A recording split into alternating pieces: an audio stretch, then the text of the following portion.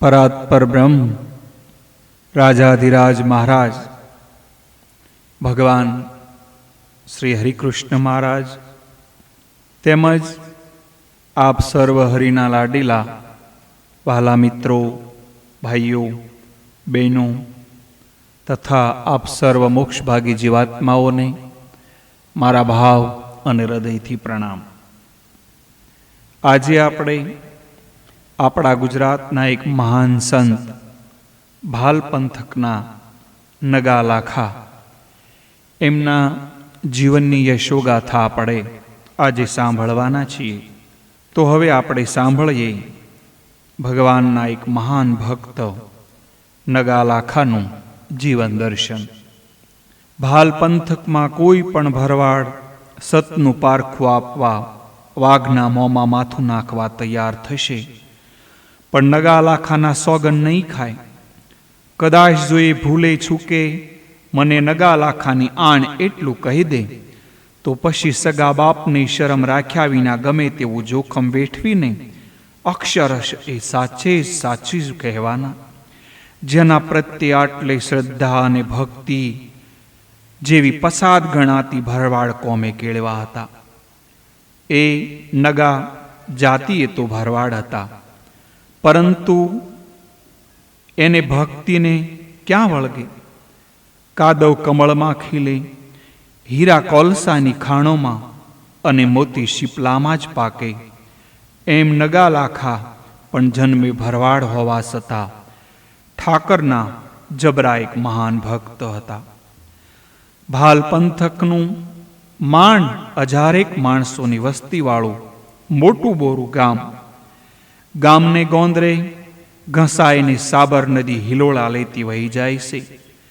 એવા ગામમાં ભગત નગાજી આજથી લગભગ 125 વર્ષ પહેલા ગુજરાન ચલાવવા પૂરતી 2-4 ગાયો રાખતા હતા. વહેલી પરોઢે ઉઠે, પ્રભાતિયા ગણગણાટ, ગાય વાસરુડોને ખાણીપીણી કરી નાહી ધોઈ ઠાકરના દ્વારમાં પહોંચી જાય. પૂજા કરી ઘરે આવી ગાયો દોહી દૂધની તાંબડી લઈ ગામમાં દૂધ વેચવા નીકળી પડે. ઘઉં કે બાજરાના કળશો ભરી દે અને એના બદલામાં દૂધથી કળશો ભરી દે. ઘરાકોને આવતા વધેલું દૂધ ઘરે પાછું નહીં લાવવાનું એમનું નિયમ એમણે આજીવન પાળ્યું હતું. દૂધ વેચી ઘરે આવી કાચો પાકો રોટલો ઘડી ફાળિયાને શેડે બાંધી ખંભે ડાંગ મૂકી ગાયો સરાવવા નીકળી પડે. બપોરે કોઈ તલાવડીને કાંઠે કે વરખડાની જાળ નીચે બેસી રોંઢો પતાવી લે. સાંજ નેસડે આવી ગાયો દોહી ગરાકોને દૂધ આપી આવે. રાતના ગામના જે 2-4 સત્સંગી ભેગા થાય તો ઠીક, નહીતર એકલા ભગવાનના ભજન લલકારે અને ભગવાનનું આરાધન કરતા રહે. ક્યારેક ગામનું કે પરગામનું આમંત્રણ હોય તો ત્યાં પણ પહોંચી જાય.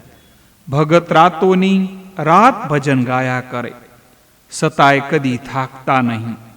વળી ભજનમાં બીજાઓને પણ એવા તલ્લીન કરી દેતા કે ક્યારેક પરોઢ પડી જતું એમની પણ એમને ખબર રહેતી નહીં. ભગત નગાજી જેવા મહેનતુ એવા જ પરગજુ. અડધી રાત્રે ગામના કોઈ પણ માણસને ગમે તેવું કામ હોય તો ભગત ખડે પગે તૈયાર જ હોય. જતી સતી સૌ કોઈ ભગતને પોતાના સુખ દુઃખની વાતો કરે અને નિસંકોચે કહે. બદલામાં ભગત પાસેથી મીઠું એમને આશ્વાસન પણ મળતું. કોઈક તો ભગત પાસેથી કંઈ ચીજ કે રૂપિયા ઉછીના લઈને આવવાનું ભૂલી જાય, તોય ભગત આવી બાબત કદી પણ મન પર લાવતા જ નહીં. સામાન્ય રીતે ભજનો સંભળાવનારને ગામ પરગામમાં જતા પહેલા મોડા થયેલે વટે માર્ગુ કોઈ ભૂલ્યા ભટક્યા મુસાફરોને ધામા ભગતને ત્યાં જ હોય. સા પીવાથી માંડીને રોટલા લગીના આ બધી વ્યવસ્થા ભગત એકલા હાથે જ કરતા. આમ ભગતનું ઘર એક સાર્વજનિક ધર્મશાળા જેવું ગણાતું. શ્રાવણ માસની એક મેઘની રાતે ઝરમર ઝરમર વરસાદ વરસતો હતો.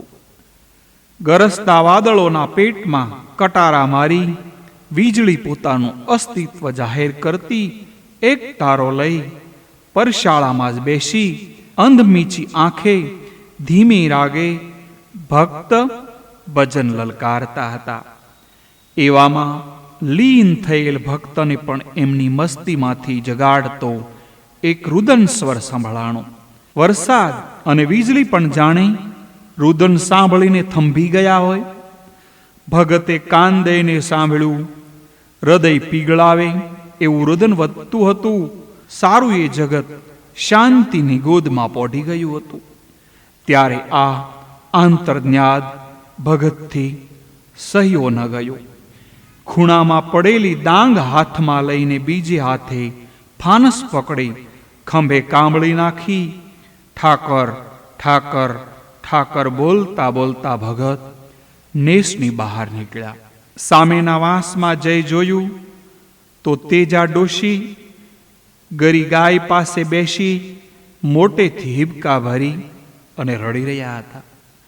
ભગતે નજીક જઈને જોયું તો ગાય ફૂલીને નગારા જેવી થઈ ગઈ હતી. માથું એક બાજુ ઢળી પડ્યું હતું. આંખોના રતન બહાર તરગરતા હતા. પગ લાંબા સટ થઈ પડ્યા હતા. તેજામાં મોં માથે ઓઢી ગાયોને માથે હાથ મૂકી કલ્પાન કરી રહ્યા હતા.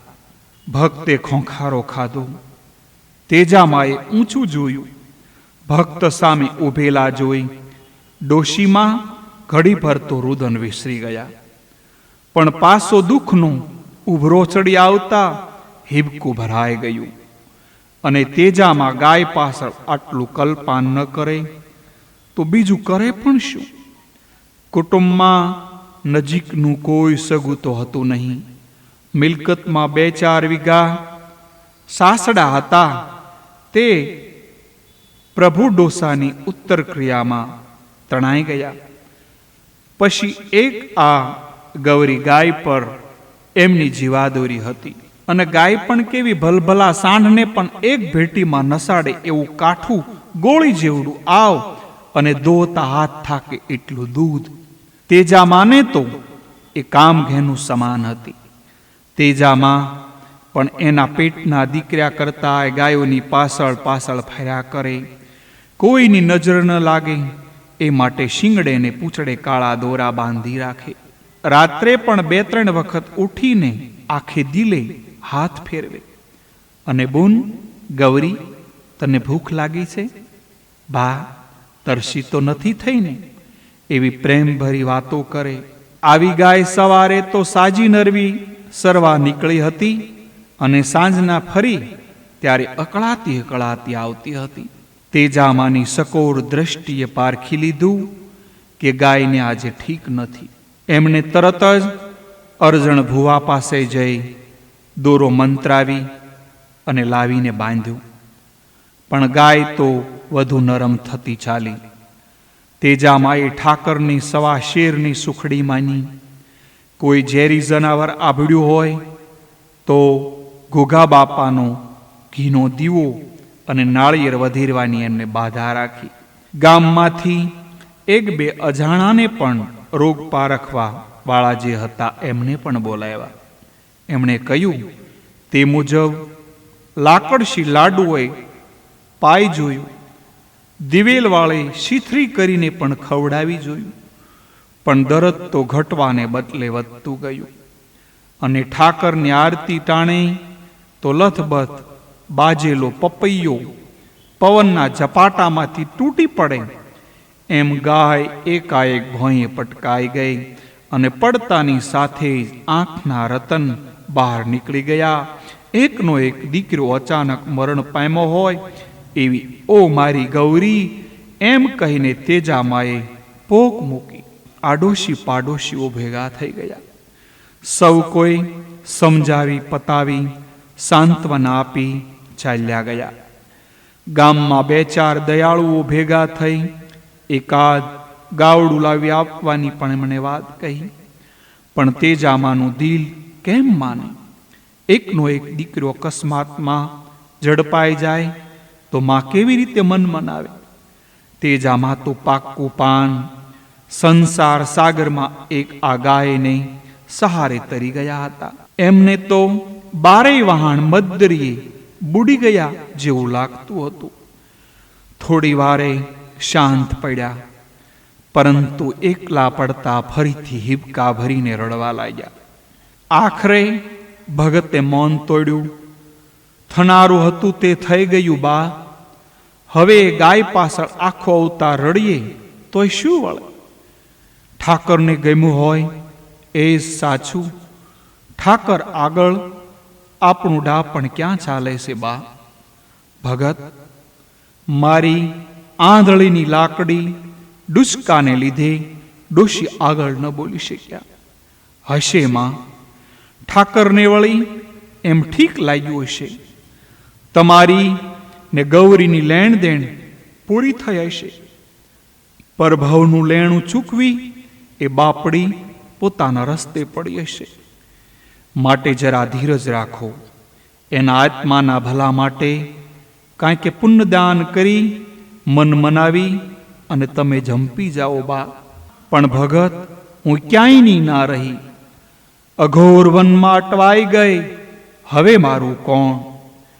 પેટ તો ટંકે, બંટી બાવટાનું કંઈક તો માગે ને. હા માં હા, પણ ઠાકરની લીલાનો કોઈ માપ કોણ માપી શકે? જેનો અહીં ખપ તેનો ત્યાં પણ ખપ. એના ઘરે દૂધની ખોટ વર્તાતી હશે બા. નકર સાવ આમ થોડું બને. પણ જીવતા મનેખની કાંઈ મુયેલા પાછળ જવાશે. માટે જરા ધરપત રાખો મારા બા. ડોશીના ડુસકા બંધ કરાવી ઠાકર ઠાકર શી આ તારી અકળ ગતિ? મારા નાથ બબડતા બબડતા ભગત ઘરે આવ્યા. લાકડી ખૂણામાં મૂકી એક તારો હાથમાં લીધો. કામળી ખાટલા પર નાખી બેસવાનો વિચાર કરે ત્યાં તો ફરી પાછા ડોશીના ડુસકા સંભળાણા. ભગત જેવા ભગત પણ વિચારમાં ને વિચારમાં એ સ્થિતિમાં ઊભા રહી ગયા. ઘડીભર તો એમને પણ ન સમજાણું કે ડોશીને શાંત કરવા શું શું મારે કરવું પડશે. આંખો મીચી પલભર મનમાં કંઈ વિચાર કરી લીધો. તંબુરો હાથમાં ને હાથમાં રહી ગયો અને પગ પણ પાછા વળી ગયા. પરબારા તેજામાને ત્યાં જઈ ગાય પાસે બેસી ગયા અને એમના મોંમાંથી શબ્દો સરી પડ્યા. ઠાકર, હે ઠાકર, હવે દુનિયામાં જાજાદી કાઢવાની મને ઝંખના નથી અને હવે જીવનનો મોહ પણ નથી. જો કે જીવનના ઢસરડાથી હું મરવા નથી માગતો, પણ આ ડોશીના દુઃખ મારાથી જોયું નથી જતું. મારા નાથ, મારા આયખાને એટલું ટૂંકાવી દે. અરે, આખું જીવન લઈ લે, પણ આ ડોશીની એકની એક જીવાદોરી સમાન આ ગાયને બેઠી કર. આ નોધારીને જીવવા જોગ કઈ આધાર રહેવા દે. મારા પ્રભુ, જન્મ ધરીને તારી ભક્તિ સિવાય કોઈ દી મેં કંઈ માગ્યું નથી. આજે આ છેલ્લી અને પહેલી તારી પાસે માગણી કરું છું. તારી આગળ ખોળો પાથરું છું. પાઘડી ઉતારી મારી લાશ તને સોંપું છું. હવે તો આ ગાય ઊભી થાય પછી જ હું અહીંથી ઊભો થઈશ. નહીતર તારું નામ લેતો લેતો હું પણ તારા ધામમાં આવી અને ઘા નાખીશ. અને ભગતે આંખો બંધ કરી બેઠા રાગે લલકારવા માંડ્યા. એજી રણુજાના રાજા, અજમલ દેના બેટા, વિરમ દેના વીરા, રાણી નેતલના બરથાર, મારો હેલો સાંભળજો. તેજા ડોશી તો આ બધુંય ફાટે મોયે સાંભળી રહ્યા. એમની આંખમાં આંસુ જાણે ઘડીભર થંભી ગયા. પણ ભગતને હવે કશું જ ભાન નથી. એ તો એક પછી એક ભજનો લલકારતા જતા હતા. આંગળીઓ એક તારો તાલ સાથે તાલ મિલાવતી હતી. માથું આમ તેમ તાલમાં ડોલતું હતું. અને આ જોઈને તેજા ડોશી રડવાનું છોડી દઈ ઠાકરના નામની માળા એમનું ભજન કીર્તન કરવા બેસી ગયા. રાત વીતતી જતી હતી. પહર સારવા જતા ઢોર છોડતા ભરવાડો અને વહેલા ઉઠેલા લોકો પણ વિચારવા લાગ્યા કે ભગતને વળ્યા શું સૂજ્યું કે આખી રાત એકલા ભજન પાછળ માંડ્યા છે. અને તે તેજામાને ઘરે ગામ લોકોમાં કુતૂહલ ભર્યા. અનેક સવાલો થયા. એક પછી એક તેજામાના આંગણામાં એકઠા થવા લાગ્યા. તેજામાએ રાતની બીના ટૂંકમાં એક બેનને સમજાવી. પછી કાનો કાન વાત ફેલાઈ ગઈ અને લોકો પણ ભગતના તાનમાં તાન પુરાવા લાગ્યા. અને થોડી વારમાં તો ત્યાં એક નાનું સરખું ભજન મંડળ જામી ગયું હોય એમ કીર્તન ભક્તિનો અખાડો બની ગયું. બૈરાઓએ નામધૂન ચલાવી અને આખું વાતાવરણ પલટાઈ ગયું. ઉગમણી દિશાએથી ઉષાએ આવી અંધકારને હાંકી કાઢ્યું. આકાશમાંથી ટીલડીઓ ભૂસાવા લાગી. કોક તારલા હજુ પણ ભજન સાંભળવાનો મોહ છોડી શકતા ન હોય એમ ઘેર જવાનું ભૂલી ટમટમતા હતા. અરુણે આવી ઉષાને મદદ કરી. બંનેએ મળી સૂર્ય રાજાને પધારવા નિમંત્રણ આપ્યું. આકાશનું આંગણું વાળી સાફ કરી કેસરવર્ણા સાથિયા પૂર્યા અને કુકડાએ સડી પોકારી અને સપ્તાશ્વર રૂંઢ સૂર્ય રાજા પૃથ્વી રાણીને દરવાજે આવી સ્વાગતની રાહ જોતા ઊભા હતા. આ બાજુ ગાયે પણ ઊંઘમાંથી જાગતી હોય તેમ પાપણ ફરકાવી, આંખો સહેજ મટમટાવી, પગ લંબાવ્યા અને ઢીચણમાંથી ધીમે ધીમે વાળ્યા. લાંબા પગ કરીને પડેલી ગાય ધીમી રહીને બેઠી થઈ. લોકો આ બધું જોઈએ કે સમજે એ પહેલા તો એક આંચકો મારી ઊભી થઈ ગઈ અને ગમાણમાં પડેલ ખડનો ડૂચો મોંમાં ભરી ખાવા લાગી. તેજામાની ગાય બેઠી થઈ. તેજામાની ગાયને સારું થઈ ગયું. તેજામાની ગાયનું દુઃખ મટી ગયું. તેજામાની ગાય સાજી થઈ ગઈ. છોકરા આનંદમાં આવી તાળીઓ પાડતા પોકારી ઉઠ્યા. લોકો પણ સ્તબ્ધ બની ફાટે ડોળે આ અનોયરું દ્રશ્ય નિહાળી રહ્યા. સતાય ભગત તો હજી આંખો બંધ કરીને ભજનની ધૂનમાં માથું હલાવતા હતા. લોકોએ એમને હલબલાવ્યા. જાણે કંઈક નવતર નિહાળતા હોય એમ ભગત એકીટસે ગાય સામે જોઈ રહ્યા. ડોશી તો રાજી રાજી થઈ ગયા. આનંદના અતિરેકમાં શું બોલવું અને શું ન કરવું એ કંઈ ન સૂઝતા હર્ષના આંસુઓની સાથે ભગતના પગ પાસે બેસી પડ્યા. ઠાકરની જય, નગા લાખાની જય ના નાદથી વાતાવરણ ગુંજી ઉઠ્યું. ઊંડા વિચારમાંથી જાગતા હોય એમ ભગત ઊભા થયા. ભગત કંઈ બોલે તે સાંભળવા સૌ શાંત થઈ ઊભા. ભગતે માથું સહેજ ઊંચું કર્યું. બધાએ ભણી એક નજર નાખી અને ધીમી અવાજે બોલ્યા, ભાઈઓ, આપણા સૌના પુણ્ય પ્રતાપે તેજામાની ગાય બેઠી થઈ ગઈ છે. ઠાકરે આખરે લાજ રાખી ખરી, પણ મેં તો એ માટે આખું આખું ઠાકરને શરણે ધરી દીધું છે. આથી હવે મારાથી વધુ વખત ના બગાડાય. સાંજ સુધી ભજન ધૂન કરી સૂરજ નારાયણે મેર બેસતા પહેલા મારા ઠાકરને શરણે મારે જવું જોઈએ. મને તળાવ કાંઠે ખાડો ખોદી દો. મારે આજે સાંજ પહેલા સમાધિ લઈ લેવી જોઈએ. ઠાકોરને દ્વાર પહોંચવામાં વાર ન લગાડાય.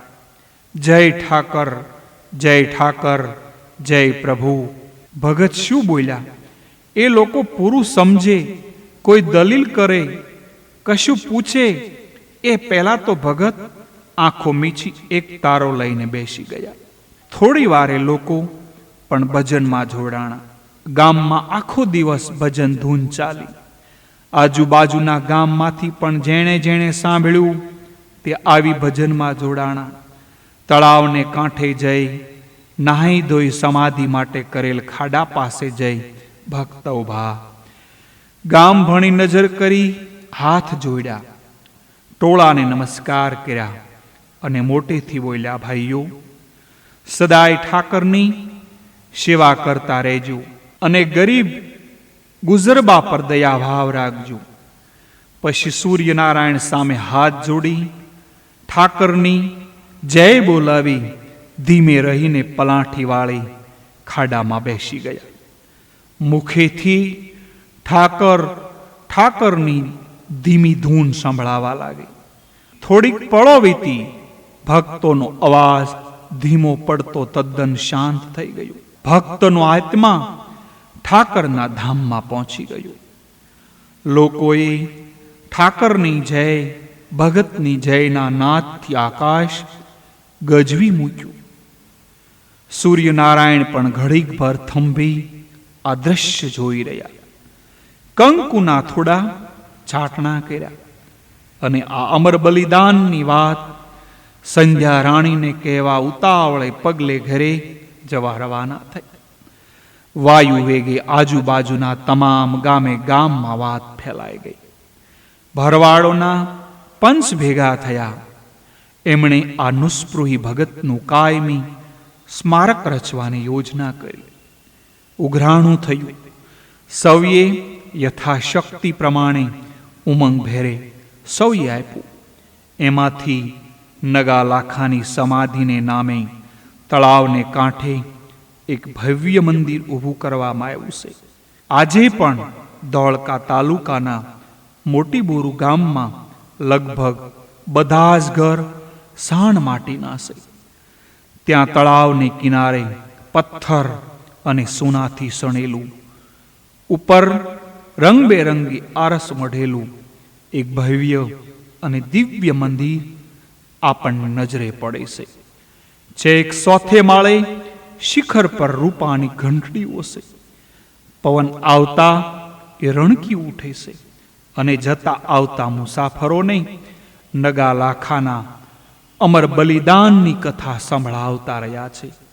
એટલા માટે વાલા મિત્રો, જ્યારે પણ તમે સૌરાષ્ટ્ર બાજુ જાઓ કે આવો, ત્યારે આ જે ગામ એમમાં જે મંદિર આવેલું આ બોરુ ગામમાં એ નગા લાખાની સમાધિ, એમના દર્શન કરવા માટે અવશ્ય પધારજો. એટલું કહીને આપ સર્વને આ યશોગાથા સંભળાવી બસ આપને આપના ચરણોમાં આપ સર્વને મારા ભાવ અને હૃદયથી આપ સર્વને જય ઠાકર, પ્રણામ અસ્તુ. જય શ્રી કૃષ્ણ.